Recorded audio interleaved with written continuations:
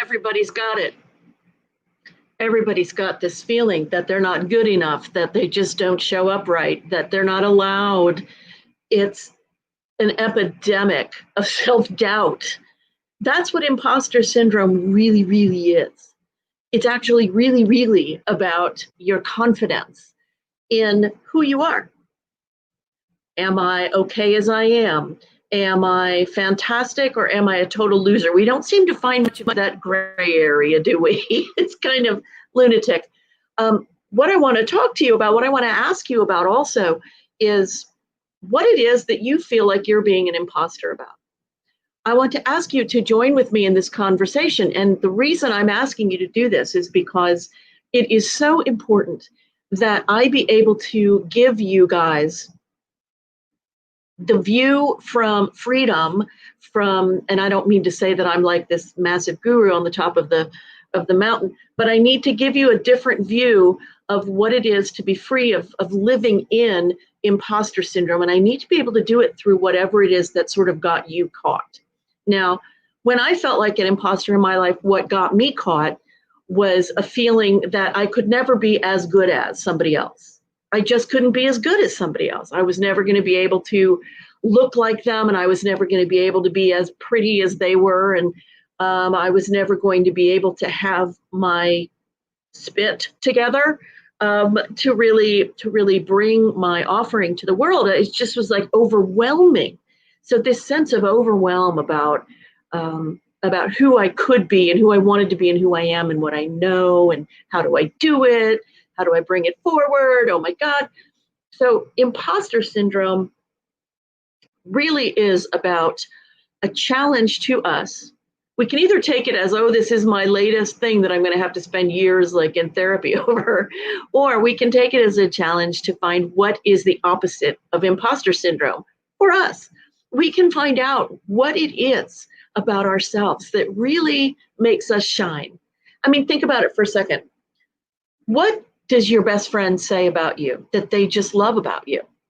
You know, it could be anything. It could be you're quirky. It could be you're brilliant. It could be you're so authentic. It could be anything, you know. It could be you help me when I'm down. And things like that, comments like that, are absolutely clues to how we are, what am I trying to say? We are the experts. These are the ways we are experts. I'm an expert in being really quirky. I'm really an expert in being outspoken. I really am an expert in being opinionated.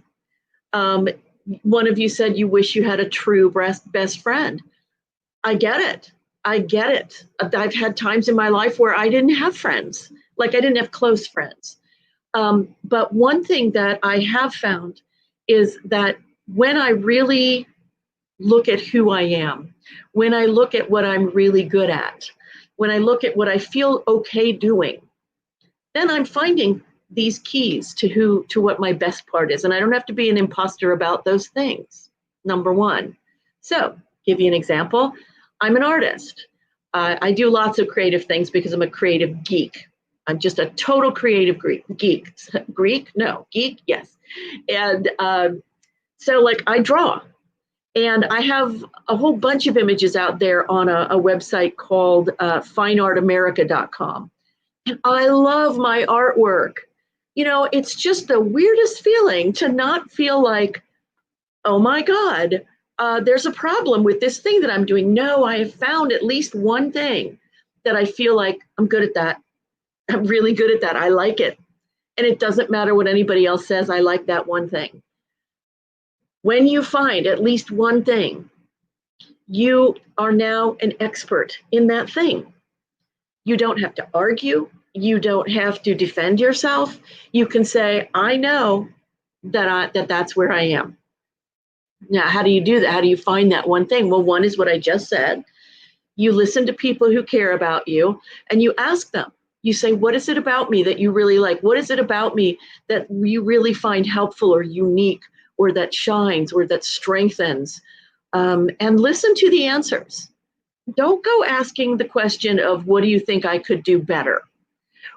Because that question is all about, What am I wrong in? No, we don't want to be the imposter. We want to be the real us. We don't want to keep comparing ourselves to other people. And the only way to do that is to get seriously strong in knowing the best parts of us, right? So what is best about you? Tell me, is there a way, put in the comments here, if there is a way that you know of that you can ask for feedback. One of the ways that I have is I will go onto Facebook to my friends. I will go onto private message and I will say, would you please tell me one thing about me that you think is really valuable? Will you tell me one thing about me that really makes you think I'm likable or that I'm talented? You want to find those words that are going to get you out of imposter syndrome and into being proud of you and into standing in your expertise. Now, if you are somebody who has a business, let's say, and you're having a really hard time with stepping into your expertise because you're going, oh my God, like I'm just not one of those major gurus who gets out there and talks to like 400 people on a stage and I don't do all that, so I don't know how to do that. Selena, yes. Yeah, absolutely. Selena says that she posts on her Facebook profile or a certain Facebook group. Exactly. Facebook is really good for this. Facebook supported me so much when I was in the hardest financial place in my life. And I just was needing so much support. I felt like I didn't belong anywhere. I just didn't belong anywhere. I felt like a loser. I felt like I didn't know how or if I was going to climb out of this deep pit that I was in. And what I did was I went into Facebook and I started writing the story of my day. So like, oh, I got on the bus this morning. I met the most amazing person. She was wearing a really incredible three-piece suit. She's a young woman, three-piece suit and blue sneakers. And she was going to an interview. Yeah, when you are at your lowest place, you need support. And when I just, in about an hour ago, was reminded forcibly that we don't have all the answers. We're not supposed to do this alone. What it requires to not feel like an imposter in life is we've got to start reaching out. We've got to start really getting our humanity back. What has happened in our culture is we have been made into machines. We've been made to think very machine-like. We're on and off switch. We're successes or we're failures. We're either pretty or we're ugly. We're either young or we're old. Where are the qualities? Where are the qualities? You are not an imposter in your life. You're not an imposter in your life. You're not an imposter in your business. You're not an imposter in how you show up. When you dare to show up, even just posting that one thing, even putting that in the comment field of wish I had a true best friend, or that's where I'm at now. What you're doing is you are asking for help and you're asking for feedback. You're asking to be part of a human community, which is what gives you that feeling of I'm allowed to fail. I'm allowed to be less than perfect. I'm allowed to respect and love the parts of me that I really do respect and love. Or even if I just like them a little, I'm going to say, I like those, and that makes me an expert in that thing. You've got to allow yourself to find something about yourself that tells you that you are an expert in your own particular way, with your own particular unique voice and your own particular unique flavor. You are an expert in that thing. Because the imposter syndrome gives us this idea, just even the phrase, right? Even the words imposter syndrome gives us this idea that there is some perfect thing up there, some perfect person, some amazing human being that we want to be like and that we can be like. And if we're not like them, we are a failure. I want to give you a little mind bender here. The fact is that anybody who shows up and gives their best, gives their offering, let's say, oh God, I know Jack Canfield used to make $9,000 a year teaching in schools or being I think he was a coach or a counselor. I think he was a counselor. And now the man is a gazillionaire and he shines and helps millions and billions of people And it's not because he came out of the womb in a 3-piece suit and went, I'm Jack Canfield. Yeah, it doesn't work. That's right. That's what society tells us. Hi, I'm Jack Canfield. No, it doesn't work that way. I swear to you, it doesn't work that way. It just can't. And I mean, if you think about it, we love the stories of the people who go, I fell down and now I've gotten back up. Well, those stories are fantastic and they happen all the time because they're real. If you are in the falling down moments of your life, those are hard freaking moments and you can feel like an imposter. That's why I'm recommending that you reach out in whatever ways you can, to friends, to family, on Facebook. You don't want to like reveal your deepest, darkest secrets if that is not going to help you. You don't want to be the victim. You want to say, here's what I'm struggling with. Who can give me advice? Here's what I need to know about myself.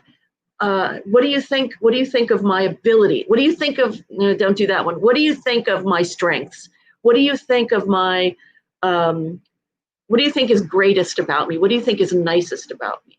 Things like that, that really is a leading word to get people to give you the best feedback possible. Because especially when we're at the bottom, we cannot, or especially when we're in fear about being imposters, we absolutely have to go to the strength. We have to go to strength. So, is there something about you that you feel is strong? And go ahead and post it in here if you feel like it. I would love to see what that is. My strengths. I just love my artwork. I just think it's fabulous. Even if somebody else thought it was horrible, I'd be like, okay, I know it's fantastic. Now, that's the only thing in my life that I can say I feel that absolutely certain of. Now, other things that I feel like I can be an imposter about, let's say I don't quite have a presentation together. Like I don't quite feel like I know just and quite that last piece that's going to make it really tight. Well, the thing I'm feeling imposterish about is that I'm wanting to be perfect. I'm wanting the process of my unfolding, of my knowing of what I'm doing to be further down the road. I want to go faster. I want to go faster. I want to go faster. The fact is, it doesn't work that way either. So then I have to pull on something that is not traditionally a strength of Lori's. No. And that strength is to be patient with my unfolding. So this imposter syndrome thing, it is all about perfectionism. It is all about make it so that I don't have to feel uncomfortable with the process of growing. And that's not useful. We have got to get a different viewpoint on what it means to be uncomfortable with the process, because the discomfort really does go to that sense of perfectionism and that sense of hurry and that sense of I've got no time to wait and I have to make this happen right now. How does imposter syndrome hook you? What is it that it is doing to you? Is it making you do the perfectionist thing? Is it making you do the I've got no time thing? Is it making you sit still and do absolutely nothing because you're afraid that if you try something, you're just going to look ridiculous? Let me go back to talking just for a moment about the sort of Jack Canfield thing. Now, people will go, I went to a 400-person week-long workshop of his.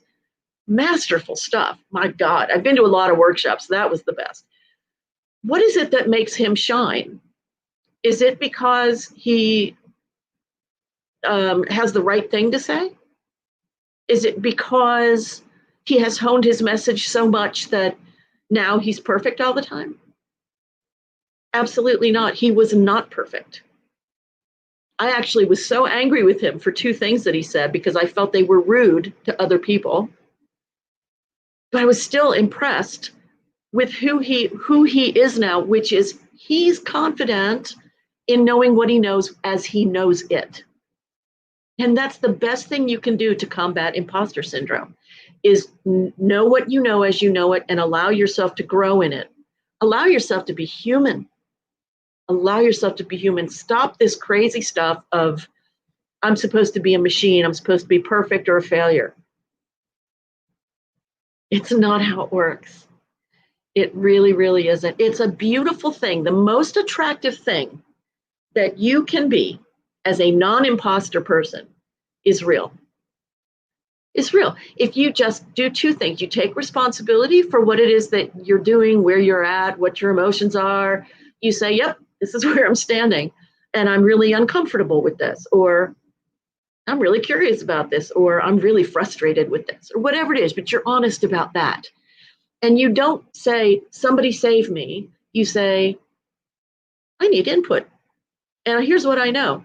Then you're going to really move out of the imposter syndrome, and you're going to really move into being your true self, your authentic self, which is so magical. It is very attracting. People love it, and they respect you for it. It's what we all want. So when we see somebody else be brave enough to be authentic, then we want to hang out with them. We want to see more of them. We want to learn from them. So the only way you can be an imposter really is being an imposter of yourself, trying to be somebody else but you. So this is the kind of stuff that we're going to be talking about in my visibility challenge, because it is so critical. It's been such a journey for me. I just really came up in my life feeling like I had to pretend a lot. And yet I also always felt this desire and this push to be real. So then I had to, once I'd grown up and I was in my 20s, and I thought, well, I really have to fix things. I really have to become more me. I have to feel free. And so in the visibility challenge, we're going to be working on this.